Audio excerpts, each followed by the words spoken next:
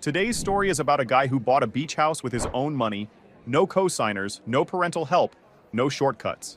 He saved for years, closed on it alone, and kept the whole thing quiet. It was the one place in his life that felt genuinely his. Then, one Tuesday afternoon, his bank manager calls him at work with a very calm voice and very bad news. His property had been refinanced the day before, without him, using a forged signature. The $240,000 cash out was already routed to his dad's LLC. Here's the thing though, the wire hadn't actually moved yet, and he moved faster.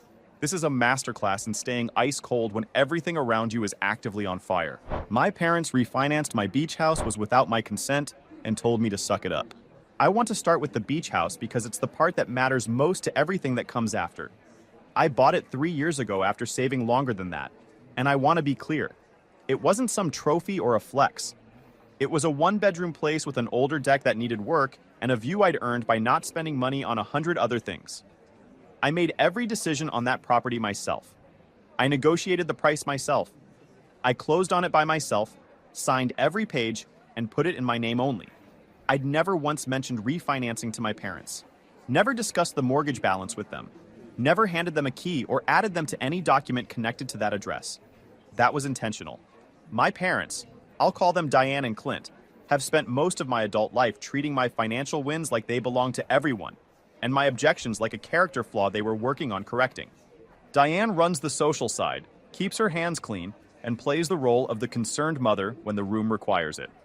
Clint runs the decisions, keeps his voice low, and has a way of saying things that sound reasonable right up until you think about them later and realize you just agreed to something you never actually agreed to.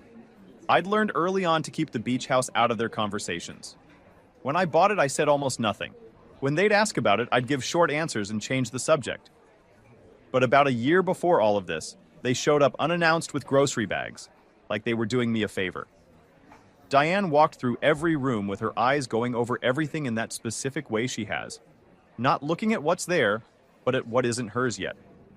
Clint stood at the window, arms loose, looking out at the water, and said in that easy, casual tone of his, "Property like this should stay in the family." I laughed once, short and flat. "It does," I told him. "It's mine." Diane smiled at me the way she smiles when she's already decided something you said doesn't count. "We'll see," she said softly, like it was a joke.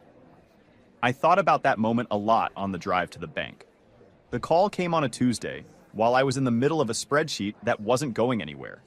My phone buzzed against the edge of my desk. Caller ID said Harbor Point Bank. I almost let it go to voicemail. The only thing I had active there was the mortgage, and that was on autopay. But I stepped into the hallway and answered anyway. The man on the line identified himself as Grant Kelso, branch manager. He said he was calling about my beach house property. My throat tightened before he finished the sentence. He told me the property had been refinanced the day before, that a new loan number was active in the system, a new payment schedule had been uploaded, and the closing package was already processed. When I said I hadn't signed anything, he paused. It wasn't the pause of someone who thought I was confused. It was the pause of someone who'd already looked at the file and suspected something was wrong before he picked up the phone. "The parties who initiated it," he said carefully, "were listed as your parents." I didn't react out loud. I kept my voice flat and my hands still. I asked him what he meant by listed.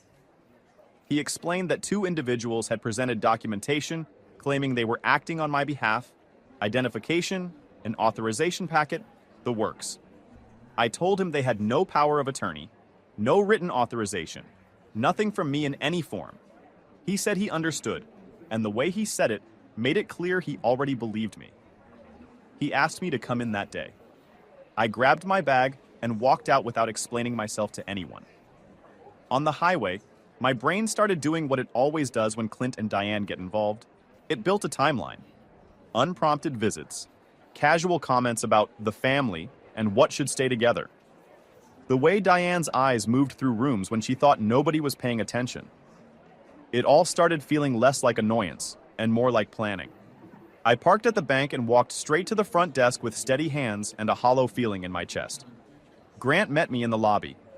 Mid-40s, navy suit, a polite expression that had already dropped most of its customer service warmth by the time he shook my hand. He walked me into a glass-walled office, let me sit first, and pulled up the file without making small talk, which I respected. "You have an existing mortgage on the beach property," he said. "Good standing, modest balance. Yesterday afternoon, a refinance application moved from pending to funded." He clicked through the screen and a scanned packet appeared. Forms stacked in neat order, clean formatting, the kind of thing that looks legitimate if you want it to. He zoomed in on the signature page. I leaned forward and saw my name, my address, my handwriting almost.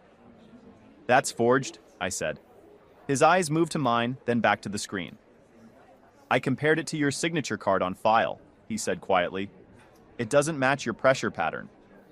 He kept clicking, an authorization form that looked official enough to fool someone who wanted to be fooled. Then a notary stamp at the bottom, not blank, filled out completely. Commission number, date, county. I stared at that stamp and something specific surfaced. My mother had a friend who handled paperwork. A woman who showed up at family parties with a leather tote bag and a smile that never quite reached her eyes. Diane had mentioned her once, said it like she was proud of it. She gets signatures handled quickly. I didn't say any of that out loud. Grant cleared his throat. "There's more," he said. "This refinance wasn't just a rate adjustment." He pulled up a funding screen. It was structured as a cash out. I asked how much. He said the number plainly. $240,000. My vision didn't blur. My voice didn't shift. But my skin went cold in a way that started at my fingers and moved inward. "Where was it going?" I asked. He clicked into a wire instruction PDF, and I watched his eyes scan it, watched his jaw tighten the way a jaw tightens when what you're reading is worse than you expected. "It was routed to an account at a different institution," he said, "under the name Kessler Consulting LLC. He zoomed in on the beneficiary line. C. Hale. I didn't say my father's name out loud. I didn't want to hand Grant my reaction like it was evidence he hadn't asked for. I just said, "That's my father's initial. That LLC is new to me." Grant nodded once like he'd already made the connection himself. He told me the wire hadn't moved. The file had triggered a compliance alert before disbursement, and everything was held. Pause for a second. This is me jumping in, not the OP. I need you to really sit with what just happened here. Diane and Clint showed up at a bank with forged documents, and a notary who apparently moonlights as a favor machine tried to pull $250,000 out of their kid's house and wired it to an LLC under the dad's initial. C. Hale. Not even a fake name, just their own name with a trench coat on. That's not a scheme. That's a crime with autocorrect enabled. Walmart mob bosses. And they thought it would work because they'd been steamrolling this guy for years, and it always landed. This time, the bank made one phone call first. Catastrophic mistake for them. Stay with me. Grant brought in Petra Walsh, his compliance officer. A sharp woman in a charcoal blazer who walked into the room like she'd been briefed on the walkover and didn't need anyone to catch her up. She confirmed everything Grant had found and added a layer that mattered more than any of it. The wire was held, the fraud flag was active, but the bigger problem was the county recorder's office. If the forged deed of trust had already been submitted for recording on my parcel, they needed to either intercept it or file a fraud affidavit before it completed. Once it recorded, it got significantly harder to undo. She asked if I had my beach house deed. I said it was in my safe at home. She told me what I'd need at the county, the recording log, any e-recording submissions, the submitter's credentials. "Don't argue," she said. "Don't explain. Just get the facts." Grant was already printing. The printer behind him spat out pages in short bursts, and he slid a folder across his desk. An activity summary with timestamps, intake station ID, and a note about who'd uploaded the closing package to the system. He mentioned the closer. The person listed on the closing packet as the facilitation partner. Her name was Lydia Cross, and she was listed as the representative from a company called Shoreline Closings LLC. "She's flagged in our system," Grant said. "Not a public ban, but enough irregularities that we stop processing and escalate." I asked how she ended up on my file. "Because someone requested her," he said. "Or someone on the inside didn't ask enough questions." Before I left, Petra handed me a single page, Harbor Point's internal fraud case number. "Take that to the county clerk," she said. "They can call us to verify the hold." I walked out and drove to the Seabrook County Recorder's office with the folder on my passenger seat, which is the most I'll say about that drive because my brain was somewhere between furious and focused, and neither one of those was useful to describe. Inside the county building, everything smelled like old paper and institutional air conditioning. Fluorescent lights, a numbered ticket system, a sign on the wall in big letters that said, "No legal advice provided." I waited, stepped up when my number was called, and kept my voice level. "My name is Nate Hale," I said. "I need to check the recording status for my beach house parcel. I believe fraudulent documents may have been submitted yesterday," the clerk typed. Her face stayed neutral at first, then it didn't. She clicked again, and her posture shifted. The small, specific shift people make when they see something unexpected and don't want to react visibly, but already have. "I'm seeing an e-recording submission," she said. "Submitted by who?" She clicked into the detail view. Submitted contact, Lydia Cross. Company listed as Shoreline Closings, LLC. My stomach went cold because Grant's office wasn't where this started. It was just the first place my parents' paperwork hit real resistance. She told me there were 2 documents in the queue, a deed of trust from the refinance, and directly behind it, a limited power of attorney. I stood there and thought about that for a second. They weren't just forging a signature. They were stacking authorization on top of authorization, building a legal structure thick enough that any objection I raised would sound like confusion. One forged signature could be a misunderstanding. A deed of trust, plus a notarized POA, plus a borrower affidavit is architecture. The clerk asked if I wanted to file a fraud affidavit and place a recording hold on my parcel. "Yes," I said. "Both." She slid a form across the counter and called her supervisor. While I filled out the form, my phone buzzed. One new text. "Diane, we only did what you would have wanted. Call me before you make it worse." I took a screenshot of it and put my phone back in my bag. The recording supervisor, Anita, came out from a side door with a badge and a binder and no warm expression and no small talk. My kind of person. I gave her Harbor Point's fraud case number. Her eyes sharpened slightly when she heard Lydia's name. More importantly, they sharpened when she heard Shoreline Closings. "We see their submissions regularly," she told me quietly. "When they're clean, they're clean. When they're not, they arrive in clusters. Power of attorney, borrower affidavit, quick cash out, quick record." She placed a temporary hold on my parcel, printed the full e-recording submission log with timestamps and credential details, and set up a property fraud watch on the title so I'd be notified automatically if anything else hit the queue. Then she walked me to their in-house notary. I signed the fraud affidavit in person, under lights I could see clearly, in front of someone I could look in the eye. The irony wasn't subtle. The county needed my real signature to stop the fake one from completing. The notary stamped it. Anita attached it to the queue. "Hold is active," she said. "If Shoreline Closings pushes anything else through on this parcel, it flags immediately." I tucked the stamped copy into my folder and walked out. Okay, hold on. For anyone just listening, this is me, not the OP talking. I want to make sure you caught what just happened here because it went fast. This guy found out his house was being robbed, not in the future, actively in the process, while sitting at work, and instead of calling his parents to yell about it, instead of texting anyone, instead of losing a single hour to emotion, he drove straight to the bank, collected the evidence, drove straight to the county recorder's office, filed a fraud affidavit, locked his parcel from recording, and set up a fraud watch on the title, all before lunch. That's not someone who panicked. That's someone who's been quietly keeping receipts his whole life and just finally had a reason to spend them. I was halfway back to Harbor Point when Grant called again. His voice was faster this time, still controlled, but tighter around the edges. "Mr. Hale," he said, "your parents are at the branch. Right now." "Yes, they didn't come to apologize." He paused. "They're demanding release of the cash-out proceeds. They're claiming you authorized them verbally, and that you're..." He picked his next word with care. "Confused about the details." I kept my voice steady. "Don't speak to them about me." "I'm not," he said. "Compliance is with me. Security is with me. But there's something else." Another pause. They brought Lydia Cross. There it was. Grant said Lydia was at the counter applying pressure to staff, referencing prior relationships with the branch, claiming the wire had already been approved internally and was being held by an error, trying to create urgency so someone made a mistake before the fraud hold was confirmed in writing. He needed me back at the branch, not to confront anyone, but to be on record in person. He offered me the side door so I didn't have to walk through the lobby and give my parents an audience to perform for. I don't care if they see me, I said. I care about them performing for a room, and not a record. He said to use the side door anyway. A security guard met me at the locked side entrance and walked me through a back hallway that smelled like carpet cleaner and printer heat.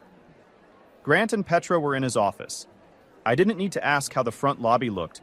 I could hear it faintly through the glass. Diane's voice carrying its rehearsed grief. Clint's voice low and certain and deliberate, the one he uses when he's already decided the outcome of a conversation. And Lydia's energy, which wasn't soft at all, jaw tight, leaning over the counter, trying to force urgency into whoever was standing closest. Petra pulled up the internal audit log and showed me something new.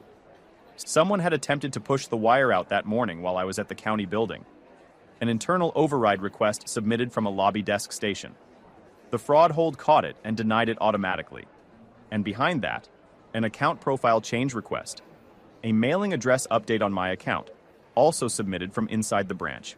The station ID on both attempts traced back to Kyle Marsh, a loan associate who transferred in from another branch about 2 months ago.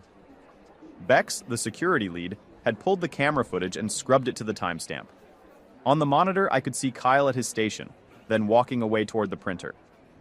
In the gap, Lydia Cross walked into frame. She didn't look lost. She didn't hesitate. She moved like someone who knew exactly what to do with a bank workstation, angled her body so the lobby couldn't see her hands, and typed. Kyle came back holding printed pages. Lydia smiled at him, like she'd just handed him something he didn't know he was holding. Wait. Let me stop here for a second because I need you to really see this. Shoreline Lydia, the closer with repeat offender flags on her license, who was already listed in a financial crimes bulletin, who brought forged documents into a bank, just walked up to a new employee's workstation while he was at the printer and typed under his login. While Diane played the heartbroken mother in the lobby. While Clint talked over the manager. While an override request for $250,000 was sitting in queue. This wasn't improvised. Diane supplied the emotion, Clint supplied the pressure, Lydia supplied the mechanism. That's not a family helping their kid, that's a crew. And the cameras caught every frame of it. Bex stepped into the office and updated us. Lydia was demanding to speak with someone senior. Diane was in tears, the controlled, broadcast kind. Clint was telling customers near the lobby that I was unwell and that the family was simply trying to sort things out on my behalf. And then, a call had come in from another branch across town. Same packet structure, same closer credential, different property, different borrower. Lydia Cross was not freelancing for my parents. My parents were one line item in a pattern. Grant said quietly, if this connects to Shoreline closings across multiple files, we're not just canceling your refinance. He looked at me. We're reporting the whole thing. Good, I said. My phone buzzed again. Harbor Point's app, a notification I'd never seen before. Account profile change requested. Mailing address update pending approval. The attempt Lydia had made from Kyle's station was still trying to push through. The hold was catching it, but they were still trying. In the lobby, I could hear my mother's voice rise, bright and clear, performing for the room. I'm his mother, she said. I'm just trying to protect him. Petra's phone was already in her hand. Police are on the way, she said. I stood up. I stepped out of Grant's office and into the lobby, just as the first officer came through the front entrance. My parents' heads snapped toward me in unison. Diane's face lit up with the kind of relief that only reads as genuine if the other person doesn't know what you've actually been doing for the past 24 hours. Nate, she said, voice full of it. Thank God. Tell them we were just trying to help. I didn't look at her. I looked at the officer, held up my ID, and kept it clean. My name is Nate Hale, I said. I did not authorize a refinance on my property. I did not sign any documents. My signature was forged. The officer took my ID, looked at Grant. You called him? Grant confirmed. Signature mismatch. Compliance alerts triggered on disbursement. Internal evidence of attempted wire release and address change from inside the branch. Clint stepped forward half a pace, voice smooth and measured. This is a family matter, he said. We were acting on his behalf. He's been under a lot of stress lately, and I think there's been a miscommunication. I pulled the county paperwork from my folder. The recorder's office placed a hold on my parcel this morning, I said to the officer. 2 fraudulent instruments were submitted for recording through an e-recording credential tied to Shoreline Closings, LLC. Submitter contact, Lydia Cross. Lydia's head snapped toward me. Not fear, more like irritation, like I'd interrupted something she was still trying to manage. That's not what that means, she said, moving slightly closer. Sometimes borrowers get nervous about rate changes and misunderstand the paperwork. The officer turned to her. Ma'am, who are you? Lydia recalibrated. Lydia Cross, closing facilitator. I'm here to help resolve. Are you an employee of this bank? No, but then you don't get to resolve anything at their counter, he said. Step back. Diane's voice rose again, the tears already loaded. Officer, please. My son is confused. He doesn't understand what he's... The officer didn't look at her. He looked at Grant. Where's your compliance officer? Petra stepped forward. Petra Walsh, compliance. You have evidence the signature was forged? Petra laid it out without making it a speech. Signature mismatch. $240,000 cash out, directed to a beneficiary tied to the father's name. Attempted wire release while the fraud hold was active. Attempted address change submitted from inside the branch using an employee login while the borrower was disputing the file. Attempted address change, the officer repeated. In the audit log, Petra said. Station ID, timestamp, and login used. Bex came forward with a sealed envelope and a printout. The officer scanned it. Logan used was Kyle Marsh. Kyle was standing near the far wall and flinched hard enough for 3 people to notice. Diane's eyes moved to him. Clint's gaze narrowed in that quiet, deliberate way of his. Lydia didn't look at Kyle at all. She kept her eyes on the officer, chin slightly forward, still trying to manage the room. That's impossible, Lydia said. I never touched a bank computer. Bex's voice didn't change. We have camera footage, time-stamped. You at the station at 11:18. You typed. Lydia's smile twitched at the corner. Hold on. I need you to feel this scene properly. Shoreline Lydia is standing in a bank lobby in broad daylight with a cop 3 feet away, actively trying to argue that she wasn't typing at a computer when we literally just watched her type. Diane's broadcast tears have dried midstream because the math stopped working. Clint's done the silent calculation, and his eyes are starting to drift toward the exit. And Kyle, 2 months on the job, knew nothing, is standing by the wall looking like he just realized the favor he thought he was doing was actually a co-signature on someone else's crime. This is what happens when a plan built on nobody checks anything meets a bank that checks everything, and a guy who went to the county first. Petra stepped closer to the officer. We also have a log of an internal override request submitted this morning, she said. Someone attempted to release the wire while the fraud hold was active. It was denied automatically. We have the station ID and timestamp. Wire amount, the officer said. Grant's jaw tightened. $240,000. My mother made a small sound in her throat. It was the sound of someone who had been playing confused and for 1/2 second forgot that was the role.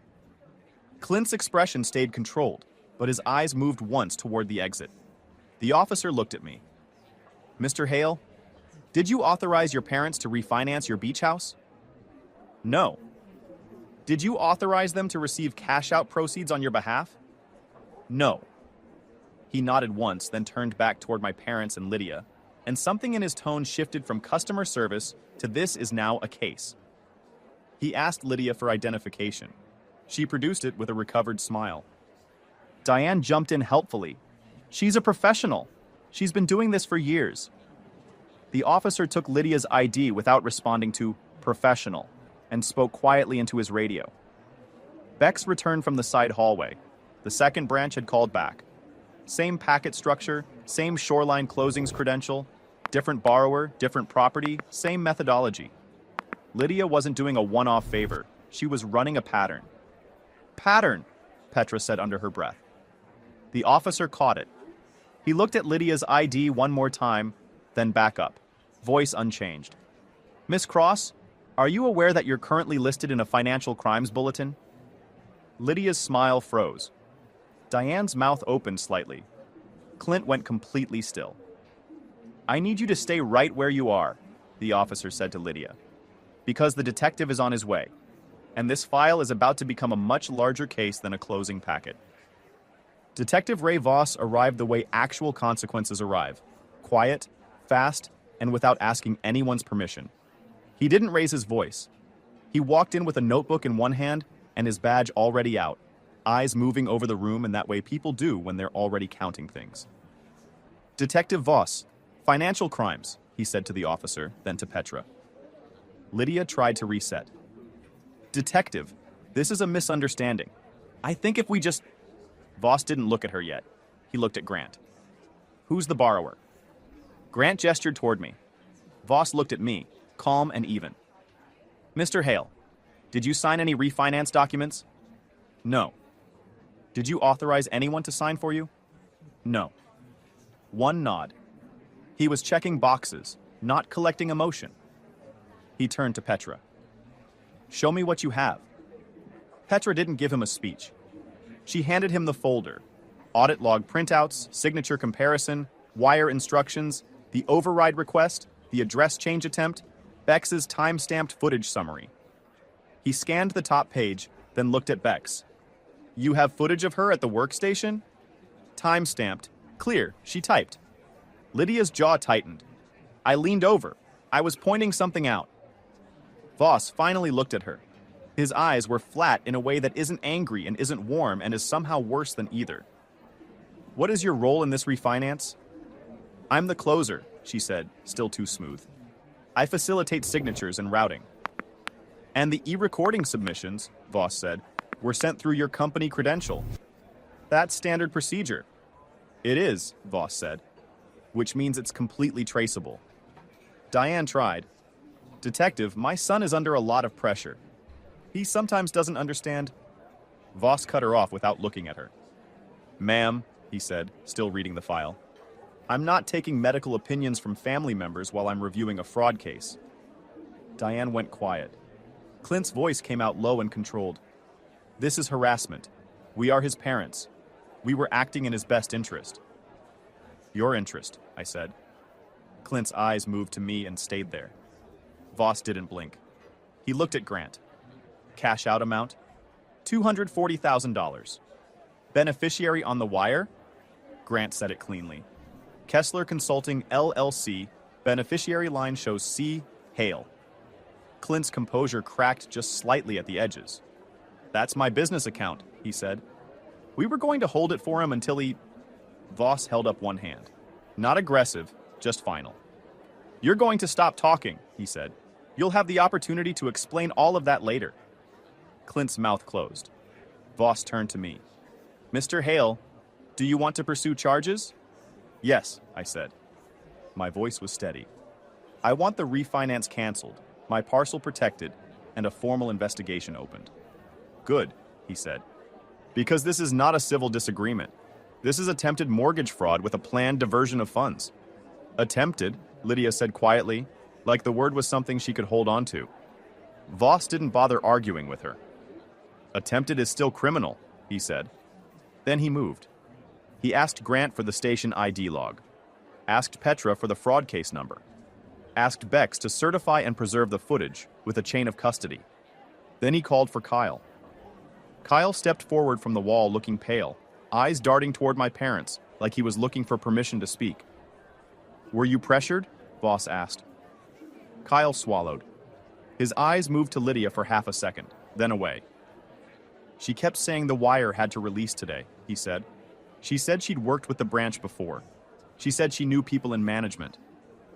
He swallowed again. She leaned over while I was away from my station. She typed something.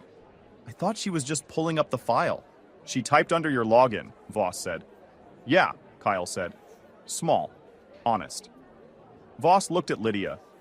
You accessed an employee workstation and submitted account changes under his credentials. That's not, Lydia started. It becomes illegal when the file is fraudulent, Voss said. And you knew it was fraudulent because you built it. Deed of trust, limited power of attorney, borrower affidavit, address change attempt. That's not clerical help, that's burial. My mother tried one more time, voice rising, bright and practiced. We are his family. We were trying to protect him. Voss turned toward her. Not angry, just closed. You're also the people who routed a $240,000 wire to your own account from his property, he said. Your relationship to him doesn't change what the paperwork says. Diane's tears stopped. Clint took one step back. Lydia Cross, Voss said. I'm detaining you pending further investigation. I'm requesting a warrant for your phone and any devices you use to submit the e-recording instruments. Lydia's eyes went wide, and the professional composure finally broke. Detaining me? For doing my job? For your role in a fraudulent refinance, Voss said, and for accessing a bank workstation to alter account information while the borrower was actively disputing the file. This is completely... The officer stepped forward. Ma'am, turn around. Lydia looked at Diane and Clint. Actually looked at them, waiting for something. For Clint's calm voice to come in and fix it, I think. He didn't move. Diane didn't move. Because my parents only back people who are still useful to them. Lydia turned. The cuffs clicked. That sound hit Diane differently than it hit me. To me, it was just a sound. To her, it was risk. The kind that doesn't get smoothed over with a phone call. Pause. I want to be here for a second. The cuffs clicking on Lydia while Diane and Clint stand there doing absolutely nothing to help the woman they brought specifically to do their dirty work. That right there is the whole dynamic. No backstory needed. These are people who use others as instruments and put them down the second the instrument becomes a problem. Lydia found that out about 6 seconds too late. And for Clint and Diane, Voss wasn't done. The wire instructions had Clint's name on the beneficiary line. The bank footage had both of them presenting the forged packet at the counter. The appointment log had their IDs. We were just helping was not going to survive a warrant. Voss looked at my father. Your parents aren't being arrested at this moment, he said. But I'm going to establish direct participation, and the wire instructions give me a strong place to start. He held up the wire instruction page. This routes to a beneficiary tied to your name, so we will get there. He looked at Petra. You have fraud counsel already? Engaged, she said. Good. I want written confirmation the bank is rescinding the refinance, holding disbursement, and preserving all internal logs. Funds were never released, Grant said. Voss looked at me. You moved fast, he said. If you'd waited, that wire would have gone. I want my home protected, I said. We'll get you there, he replied. 2 hours later, I was in a small interview room at the station with Voss and a records tech who scanned my folder page by page. I gave a statement that was deliberately boring, because boring is what wins in fraud cases. Dates, times, who called me, what Grant said, what Anita confirmed at the county, what the camera showed Lydia doing at the workstation, what the wire instructions showed on the beneficiary line. Voss didn't need me to guess at motives. He needed confirmed facts. When I finished, he slid a paper across the table. Credit freeze, property fraud watch, no contact order. File all three. I did. Final update. Harbor Point's legal team sent written confirmation within 24 hours. The refinance was formally rescinded and canceled for fraud. The $240,000 was never dispersed. The deed of trust submission was flagged and stopped. The county recorder's office kept the recording hold active until the bank's rescission documents were filed and the fraudulent queue was rejected entirely. A week later, Lydia Cross's company credential was suspended and her e-recording access revoked across multiple county portals. A warrant executed on her office devices tied her to other irregular files on different properties with different borrowers. The Seabrook case was one of several. She was charged with felony mortgage fraud and conspiracy. The footage wasn't deniable. The pattern was documented. She didn't get to walk that one back. Clint didn't get to hide behind the LLC or his measured voice. The attempted cash-out diversion was tied directly to him through the beneficiary designation, and the appointment log showing him at the bank presenting the packet. He was charged for his role in the scheme. Diane was charged as well. The bank footage and the recorded intake confirmed they'd both presented the forged documents together and had attempted to pressure staff while the fraud hold was active. They didn't get a warning. They got court dates, no contact conditions, and a legal record of the kind they'd spent my whole childhood managing carefully. It turns out the best way to avoid that kind of record is to not forge your kid's signature on a mortgage. And the beach house stayed mine. Not because I out-argued them or caught them in a dramatic confrontation. Because I moved before they could finish, let the institutions do what institutions exist for, and kept my mouth shut when every instinct said to call them first. The deck still needed work, by the way. I went to the hardware store about 3 weeks later. Bought the wrong size screws, had to go back a second time. That part was annoying. But I fixed the deck, and the house was mine. Some threads don't have a clean ending. The court process dragged on longer than anything in this post, and I don't know exactly what the final sentencing looks like. But the wire never moved. That's the part that mattered. Look, I'm not going to sit here and tell you this guy did something extraordinary. He didn't. He just didn't hesitate, didn't tip off his parents that the trap was closing, and didn't give anyone a head start. That's it. But in a situation where most people burn the first hour making emotional phone calls and lose half their evidence window, this dude went straight to the bank and then straight to the county and let the paper trail do what it's supposed to do. The $240,000 sat there frozen because he made one phone call count. Drop your thoughts in the comments. Would you have gone to the bank first or confronted your parents? And if you're not subscribed yet, you already know what to do. Hit the button.